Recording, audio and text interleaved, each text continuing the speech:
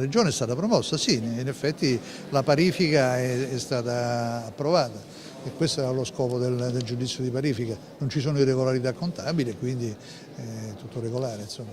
La Regione Veneto raggiunge per il secondo anno consecutivo la parificazione del bilancio dalla Corte dei Conti. Siamo un ente virtuoso, dice con soddisfazione il governatore Luca Zaia. Siamo degli eroi e questo è il regalo che faccio a tutti i veneti, siamo un'amministrazione virtuosa e lo dice anche la Corte dei Conti. Dalle relazioni emerge che la Regione ha rispettato i vincoli per il conseguimento degli equilibri di cassa e di competenza, come il patto di stabilità. È immorale che si abbiano 200.000 disoccupati, che oltre 100 imprenditori si siano suicidati e che noi abbiamo 1 miliardo e 300 milioni di euro bloccati dallo Stato che non possiamo utilizzare per pagare i conti. Abbiamo ereditato un ente indebitato, ha aggiunto il Presidente, una situazione che avrebbe potuto paralizzarci. Invece, ad esempio, nella gestione della sanità siamo i più virtuosi d'Italia, così come nella diminuzione delle partecipate che registrano perdite di esercizio. Ho ereditato un'amministrazione con 4 miliardi e 300 milioni di euro di investimenti più che di debiti.